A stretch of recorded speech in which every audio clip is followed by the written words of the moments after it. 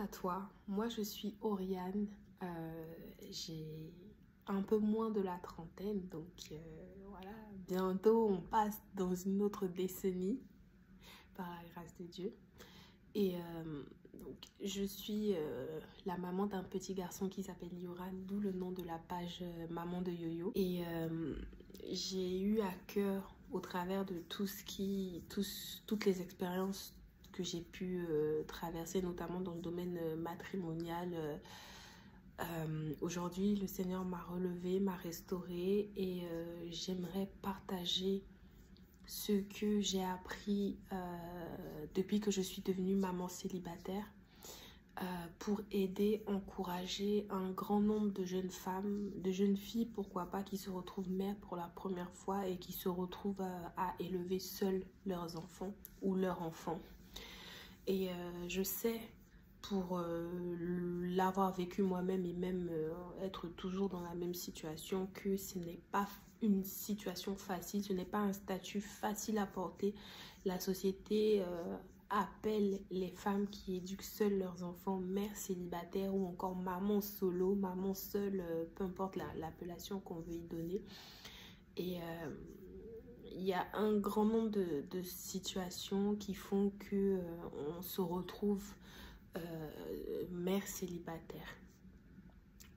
Donc moi aujourd'hui, avant tout propos, j'ai décidé de parler brièvement de ma propre vie, de ma propre histoire, parce qu'il est important que vous sachiez qui est en face de vous et quelle légitimité j'ai justement à porter ce fardeau, à conduire cette mission qui est vraiment d'aider, d'accompagner les mères célibataires et de les aider tout simplement à briller et à réussir dans la vie et à vraiment surmonter cette situation. Et pourquoi pas, par la grâce de Dieu, et je le crois vraiment, avec une bonne préparation, une bonne restauration intérieure, entrer dans le mariage tout simplement et rencontrer cet homme-là, ce véritable Joseph qui sera pour elle un bon mari pour elle et un bon père pour son ou ses enfants. Donc moi, pour la petite histoire, j'ai été en couple avec quelqu'un et donc j'étais chrétienne et je venais juste de donner ma vie au Seigneur. Je m'étais baptisée vraiment dans l'euphorie, vous savez, la joie des nouveaux zélés et tout ça. Et dans le secret, voilà, il y a quelqu'un qui me courtisait, cette personne-là me courtisait et moi... C'était chic, voilà. Et j'ai mis Dieu de côté pour justement, quand je suis arrivée en France, on était dans un premier temps dans une relation à distance. Et quand je suis arrivée en France, il y a quelques années de cela, on s'est mis ensemble en concubinage. Donc du coup, je vivais dans le péché. De cette union-là est né un enfant. Et voilà, par la suite, ça s'est mal passé. C'était une relation assez compliquée. Donc, ça a abouti à une séparation. Et voilà comment je me suis retrouvée maman célibataire du jour au lendemain. Donc, à cette époque-là, j'étais effarée, déboussolée. Je me souviens que la première nuit que j'ai passée seule à la maison avec mon fils, je me sentais perdue, j'avais peur, surtout qu'il c'était encore un bébé. Donc, je me disais, mais Seigneur, comment j'en suis arrivée là en fait. J'avais tellement peur, je me disais mais comment je vais affronter les épreuves de la vie, surtout ici en France, à l'étranger, comment je vais arriver à éduquer seul un enfant, de surcroît un petit garçon. Et puis aussi tu avais les gens autour qui disaient oui mais élever un enfant, tu sais nos parents africains, oui mais élever un enfant seul c'est dur, à plus forte raison un garçon, il a besoin d'autorité dans sa vie, il a besoin d'une figure paternelle, comment tu vas faire et tout. Et moi, je me posais toutes ces questions-là et j'avais tellement peur. Je me sentais aussi tellement seule. Et au fur et à mesure, le Seigneur m'a aidé déjà à accepter mon histoire, à réaliser ce qui s'était passé, à comprendre que voilà, c'était une nouvelle saison qui s'ouvrait sur ma vie, qui n'est pas définitive, qui est transitoire, qui est provisoire, mais au travers de laquelle il m'a beaucoup enseigné. J'aurais pas vécu cette situation. Je n'aurais pas été la personne que je suis aujourd'hui et je rends vraiment grâce à Dieu. On aurait pu l'éviter effectivement, et je ne dis pas que c'est un passage obligé, on peut l'éviter, et d'ailleurs c'est mieux de l'éviter. Mais quand on passe par là, il ne faut pas non plus désespérer, parce que comme on le dit, toute chose concourt au bien de ceux qui aiment Dieu. Tu peux t'être éloigné du Seigneur, mais il est toujours là pour toi. La preuve, moi je m'étais éloignée de lui par amour pour un homme, mais au travers de cette situation-là, il m'a ramené à lui et il m'a gardé dans ses bras et il m'a tellement enseigné, il m'a révélé tellement de choses sur ma vie, il m'a tellement fait du bien. C'est-à-dire c'est comme s'il m'a mis à part, il a coupé tout ce qui était bruit, tout ce qui était truc, il m'a vraiment mis à part pour me parler. C'est comme il m'a mis au feu en fait, il m'a cuisiné, il a enlevé les impuretés, il a enlevé la douleur, la tristesse, la colère que j'avais en moi, la rancune, les frustrations. Il a tout enlevé. Et il m'a lavé, il m'a changé, il m'a restauré, il m'a guéri. En fait, il y a un travail extraordinaire que le Seigneur fait qu'aucun homme, même ta maman qui t'aime, tes parents qui t'aiment, tes amis qui sont là pour te soutenir, leur ça va aller, ne pourra jamais faire le travail de restauration que Dieu fait à l'intérieur du cœur. Et moi, c'est véritablement ce travail que Dieu a fait avec moi. Ça vaut mieux que les plus grandes richesses, que les plus grands biens, que le plus gros salaire du monde.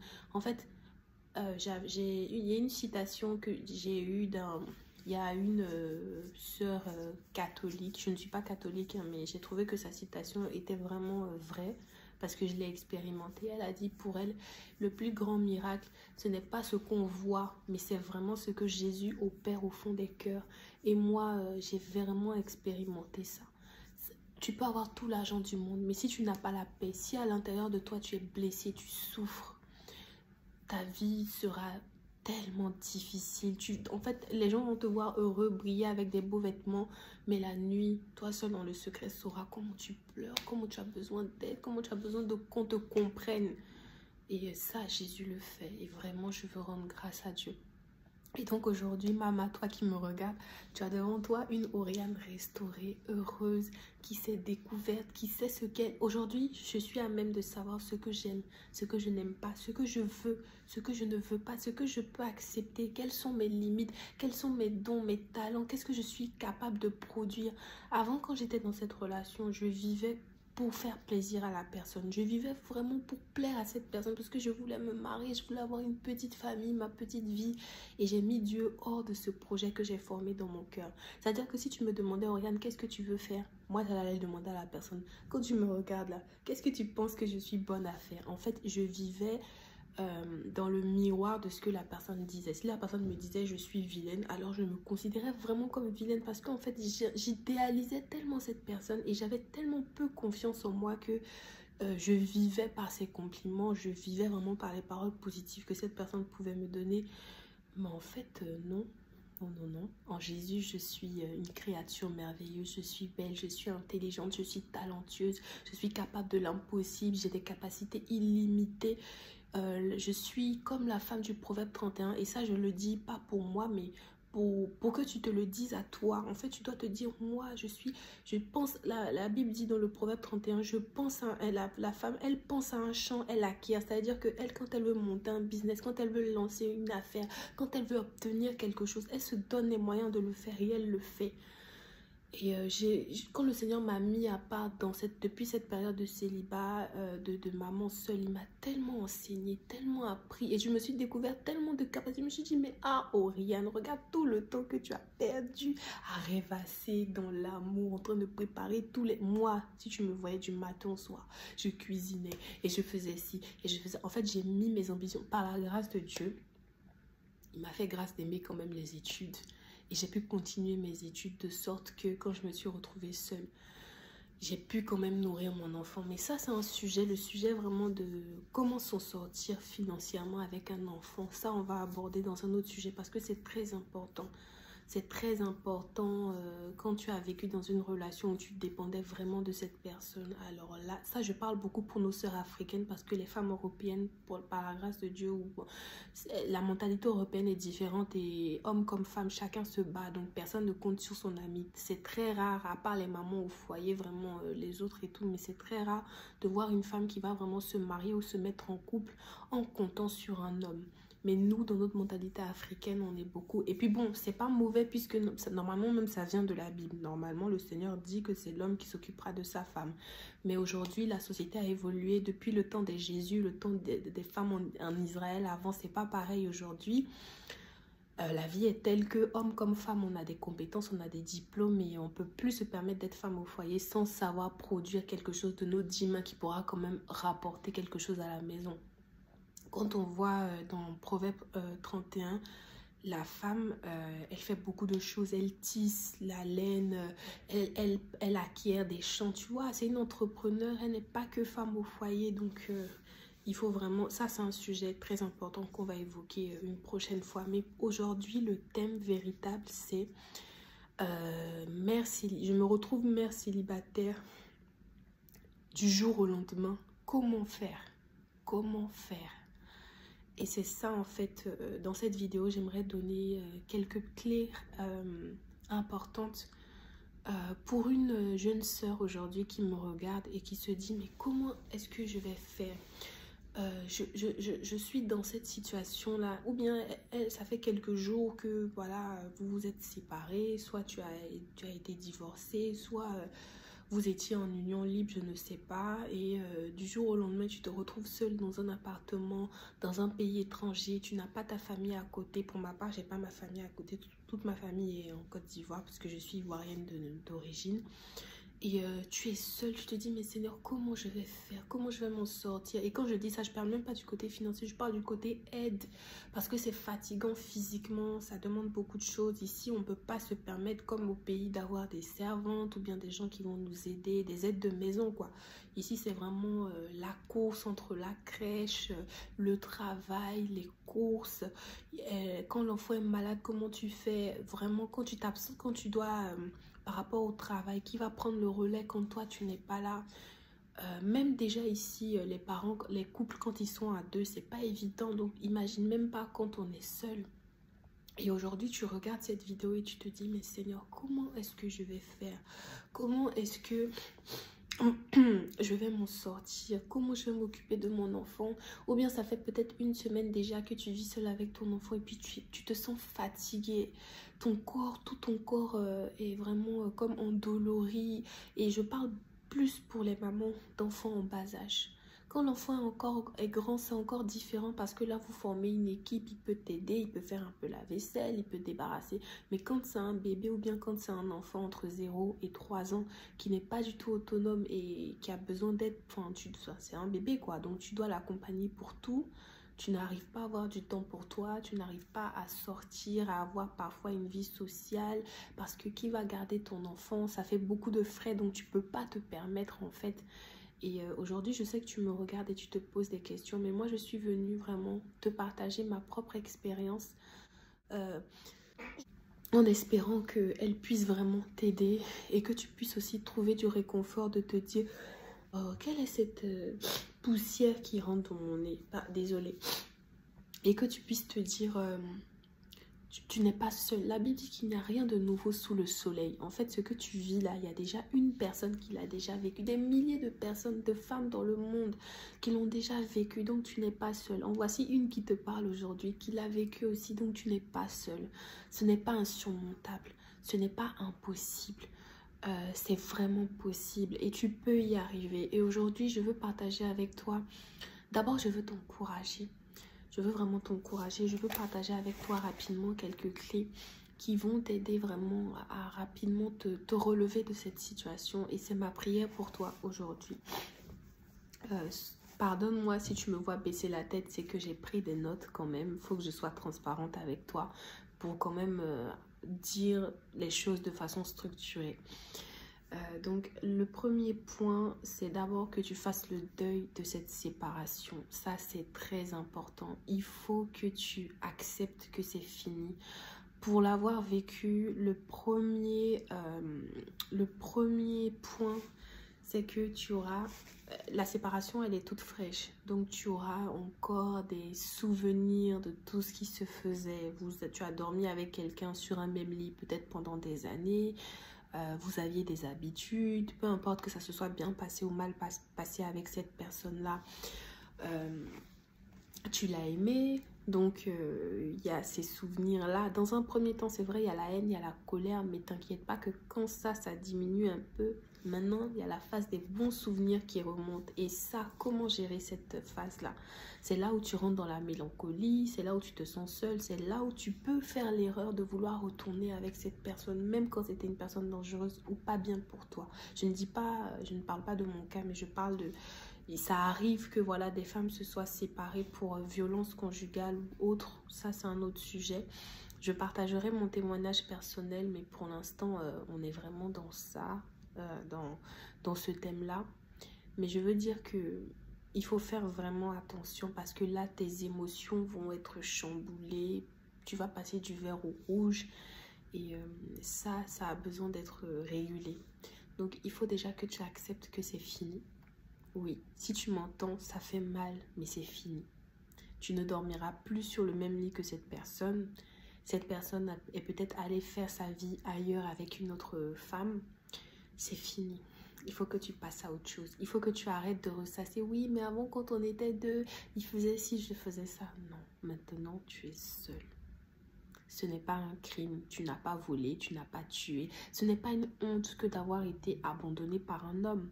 Si la rupture aussi vient de toi, ce n'est pas une honte que voilà, ça n'ait pas marché, que ça se soit arrêté.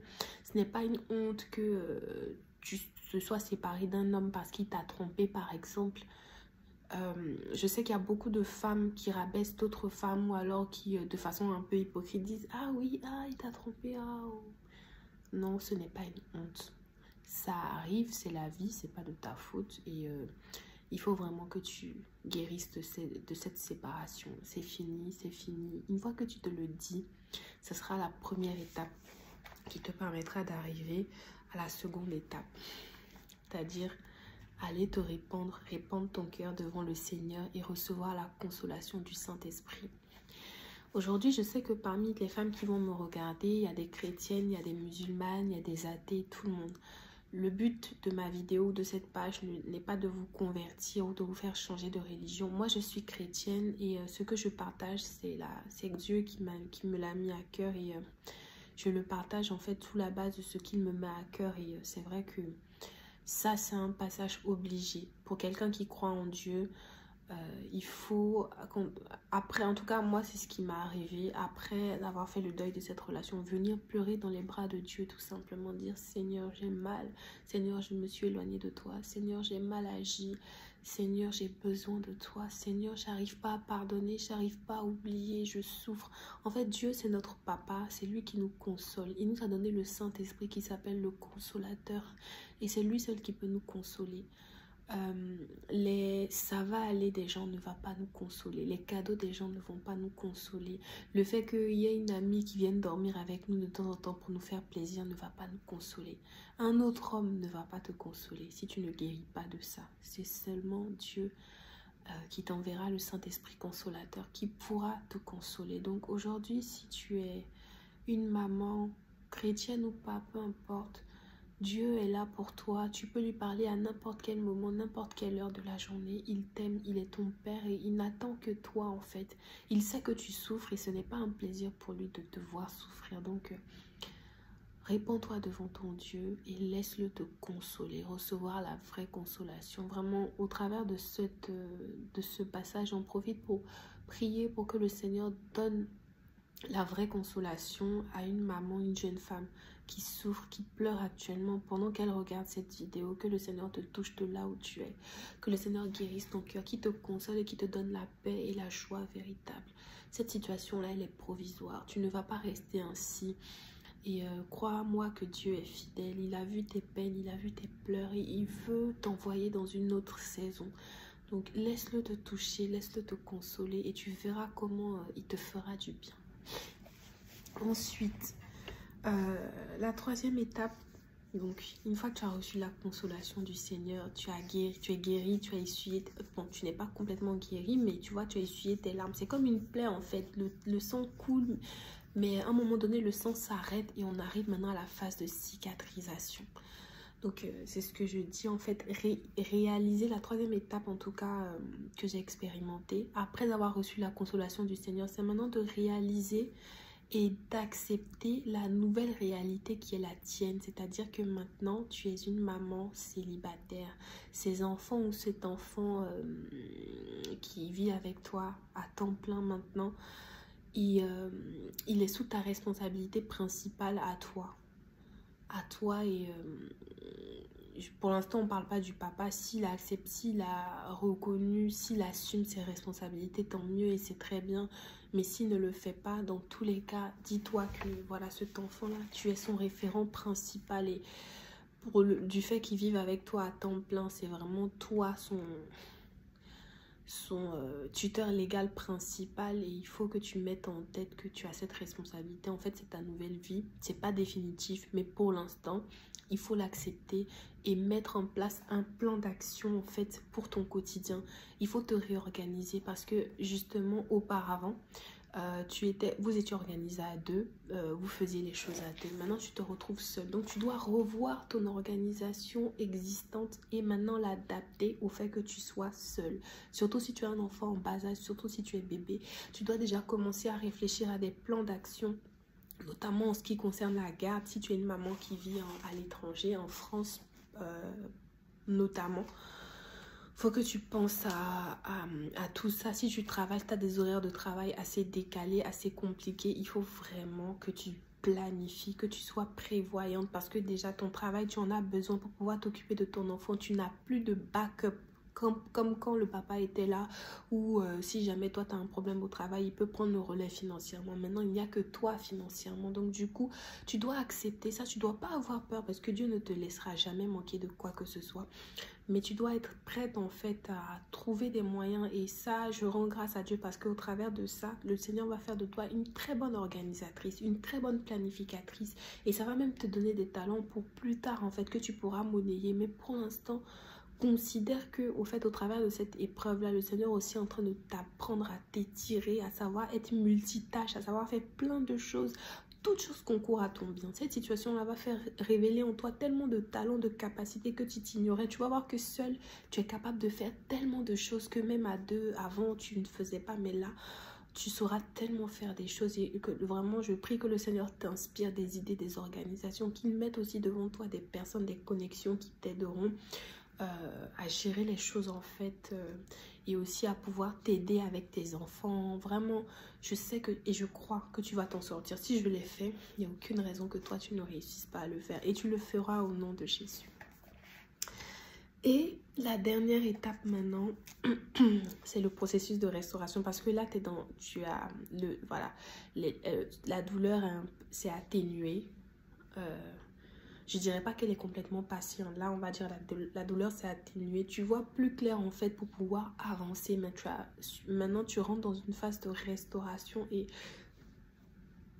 où vraiment tout ce qui est en toi doit sortir. C'est-à-dire que là où tu avais de la rancune encore contre le papa de tes enfants, c'est à ce moment-là que tu devras commencer maintenant à apprendre à pardonner, à penser à pardonner en fait, à enlever de ton cœur les rancœurs, à faire le nettoyage en fait de ton cœur, faire le nettoyage aussi, le tri dans tes relations. Ça c'est très important, c'est un point que je voulais aborder. La restauration elle est divine, mais vraiment il faut te laisser faire, il faut avoir une vie de sanctification désormais, c'est-à-dire faut te réconcilier avec Dieu, essaie de marcher vraiment en honorant sa parole, en faisant ce qu'il te demande de faire et vraiment avoir une vie bien avec le Seigneur. Là où avant tu t'étais éloigné de lui, vraiment véritablement avoir une meilleure vie avec le Seigneur. Et à côté de ça, toi-même ranger ta vie. Il y a beaucoup de relations, tu verras, avant vous étiez deux, vous aviez des amis à deux, vous avez des trucs à deux, mais tu verras qu'il y a beaucoup de choses qui vont changer, il y a beaucoup de gens que tu ne verras plus, il y a beaucoup de gens qui vont s'éloigner de toi. Il ne faudrait pas laisser l'amertume rentrer dans ton cœur. Il y a beaucoup de gens qui vont voir peut-être que maintenant vous êtes séparés, soit qui vont couper le contact avec toi, etc. Parce que peut-être ils étaient plus amis avec le papa que toi, etc. Bref. Chacun, il y a plusieurs cas de figure, mais il faut faire très attention à ne pas être blessé par ça en fait. C'est une relation qui a pris fin et Dieu aussi a enlevé plein de choses aussi qui n'étaient pas bien.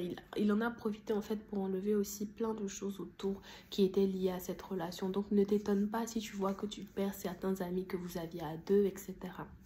Et aussi, fais très attention aux paroles que tu entends et aux personnes que tu vas fréquenter pendant cette période-là où tu es en pleine cicatrisation. Tu as besoin d'entendre des paroles positives, tu as besoin d'entendre des gens qui vont t'encourager, tu as besoin d'entendre d'avoir des gens qui vont prier pour toi, qui vont te tirer vers le haut. Tu n'as pas besoin de gens qui vont te rappeler que tu souffres, qui vont te dire « Ah oui, mais comment tu vas faire? Et mère célibataire, c'est dur, oh yako, non ». Ce genre de personnes-là ne sont pas, je dis pas que c'est des mauvaises personnes, mais c'est des personnes qui vont t'emmener à t'apitoyer sur ton sort, etc. Non, c'est pas ce qu'il faut. Toi, tu as besoin de... Et c'est à ce moment-là justement que le Seigneur il va te révéler tes vrais amis. Tu ne dois pas raconter ta vie à tout le monde, tes problèmes depuis que tu as été séparée. Non, tu dois apprendre à être une femme discrète, protéger aussi tes enfants parce que en parler, c'est aussi exposer la vie de ton ou tes enfants maintenant. Tu ne dois pas parler en mal de cet homme-là aux gens autour de toi, à tes proches. Tu ne dois pas monter tes enfants s'ils sont en âge de comprendre la situation. Tu ne dois pas les monter contre leur papa. Hein. Vraiment, c'est une période qui n'est pas facile. Il y a beaucoup de tentations. Tu seras tenté de critiquer, de dire du mal de lui aux gens, etc. Vraiment, je prie pour que le Seigneur t'aide à garder ton cœur. C'est vraiment la période où il faudra vraiment faire l'exercice pendant cette période de cicatrisation, de garder ton cœur, d'ôter tout ce qui est amertume, mal, critique, etc. Et vraiment de ne garder que le positif et de faire preuve de beaucoup de foi. Et surtout, veille sur tes paroles. Évite de dire des paroles négatives comme je souffre, comme comment je vais m'en sortir ou bien quel homme va vouloir m'épouser. Non, non, non, non. Vraiment, c'est une période délicate où tu dois faire très attention à ton cœur, veiller à tout ce qui sort de ta bouche et aussi veiller à avoir des relations saines. N'hésite pas à, voilà, tout simplement couper le contact ou bien on ne peut pas garder un certain nombre d'amis. C'est pas possible. C'est pas possible. Moi, je sais qu'il y a des personnes que j'aimais beaucoup et ça n'a pas changé, mais parfois, il faut apprendre à les aimer de loin parce que chaque fois que tu te rapproches de ces personnes, en fait, elles te rappellent tes malheurs. Elles te rappellent que oui, mais tu souffres, mais comment tu vas faire? Ou bien elles t'emmènent même à détester ce temps. Oui, les hommes sont mauvais ou celui-là, c'est un salaud. Regarde ce qu'il t'a fait. Non. Toi, le Seigneur te demande d'aimer cet homme de l'amour de Jésus, pas l'amour d'avant. Et prier pour lui, prier pour son cœur. C'est difficile, c'est vrai, mais c'est Dieu qui le demande et lui, il sait pourquoi. Quand il nous demande des choses, parfois c'est dur, mais finalement c'est pour notre bien. Donc moi, je veux t'encourager à prier pour cet homme-là qui t'a fait du mal, à prier pour sa conversion, à prier pour qu'il soit un bon père pour son ou ses enfants et à prier pour que vraiment ton cœur soit libéré de tout ce qu'il a pu te faire. Et puis n'oublie pas que toi aussi, tu as ta part de responsabilité. C'est très important de discerner les personnes qu'on laisse rentrer dans sa vie et une séparation, il y a toujours deux personnes qui sont concernées, donc les responsabilités sont quand même partagées. Ne me frappe pas après cette phrase. Donc fais comme si j'avais rien dit, mais en tout cas pour continuer, c'est vraiment je veux t'encourager, je veux prier pour toi, que le Seigneur te fortifie, qu'il te relève en fait de ces moments difficiles que tu as pu vivre et vraiment que sa paix, sa joie te remplissent et vraiment que tu expérimentes la véritable restauration qui vient du Seigneur. Je crois que tout va bien se passer pour toi. Je crois que tu seras une femme forte. Je crois que tu réussiras à gérer et à t'en sortir avec ton enfant. Je crois que tu ne manqueras de rien. Que la nourriture ne manquera jamais dans ta maison. Je crois que chaque jour où tu te sentiras fatigué, épuisé par les tâches du quotidien, le Seigneur lui-même va renouveler tes forces. Je veux te faire de gros bisous, te dire que Dieu t'aime et que ensemble on va s'en sortir, on va s'encourager et je sais que je recevrai un très beau témoignage de restauration de ta part. Que Dieu te fasse du bien. Bisous maman.